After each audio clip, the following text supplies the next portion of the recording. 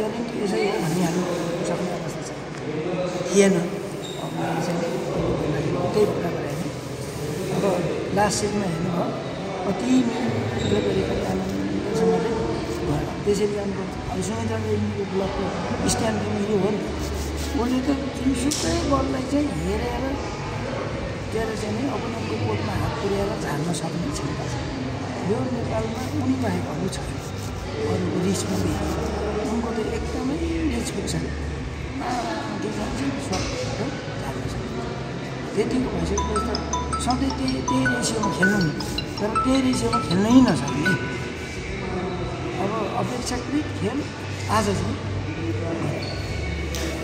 एपिएफलाई तपाईँले यस्तो प्रदर्शन एपिएफबाट चाहिँ आउँछ भन्ने आकलन गर्नुभएको थियो कि भएको छैन? जुन प्रकार उनीहरू कमजोरी एकदम लज्जास्पदै हारो हो नि त यो जस्तो थर्ड सेटमै गर्दाखेरि तपाईँको 12 पोइन्टसम्म तपाईँहरू एकोरी लिएर गइरहनु भएको थियो आफ्नै गल्तीले एउटा चाहिँ गर्नुभयो नत्र अझै बढ्न सक्थ्यो। एपिएफलाई गेमलाई चाहिँ कसरी हेर्नुभयो?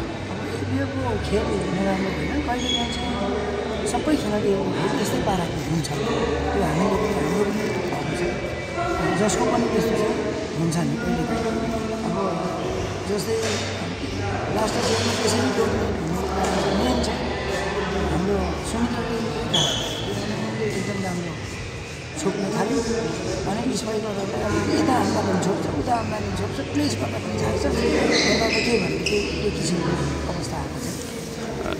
लास्ट टाइम टिमले चाहिँ खराब प्रदर्शन थियो च्याम्पियनसिपको कुरा गर्दाखेरि सायद प्रतिभा घाइते हुनुहुन्थ्यो कि बाहिर गइसक्नु भएको थियो अरू प्लेयर पनि थिएनन् अनि चौथो तेस्रो कुन त्यस्तै पोजिसनमा भएको चौथो भएको थियो।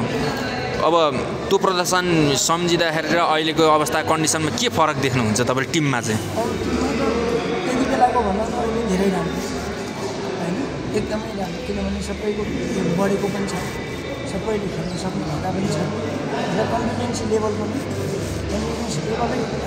बढेको छ त्यो कारणले धेरै राम्रो अवस्थामा आउँदैछौँ सबै अब अन्डर 19का छन् धेरै जसो होइन त्यो कारणले गर्दाखेरि उनीहरू त डे बाई डे ग्रो भइरहेको छ।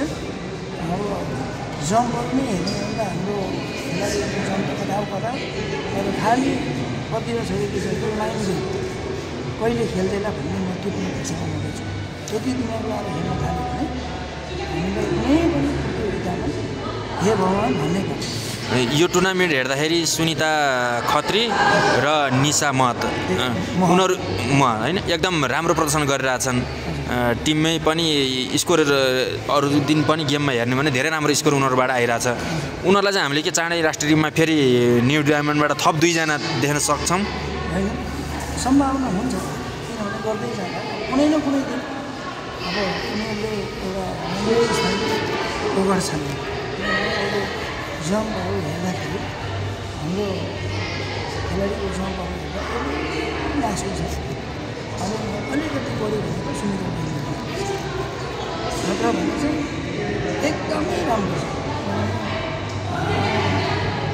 प्रतिभा चाहिँ एकदम राम्रो फर्म भएको बेलामा 285 उसको चाहिँ छ अब त्यो लेभलमा त 3-4 जना छन् 285 जम्प गर्ने 3-4 जना छ अब मात्रै त्यत्रो माथि जम्प गरेर हाल्ने बेलामा अलिकति अनुभव पनि चाहिन्छ ठिकै हुँदैछ। अब दोस्रो सेमिफाइनलमा विभागीय डर्बी आर्मी र पुलिस भिड्दैछन् कुन प्रतिद्वन्दी चाहनुहुन्छ तपाईँ फाइनलमा? के अरे सजिलो प्रतिद्वन्दी चाहेर हुँदैन सजिलो हुँदैन आउने 18 प्रतिद्वन्दी नै हो जुन आयो हामीले सजिलो लिएर आफ्नो गेम आजकै जस्तो ढुक्कसँगले पस्किनु पर्यो। हस् धन्यवाद।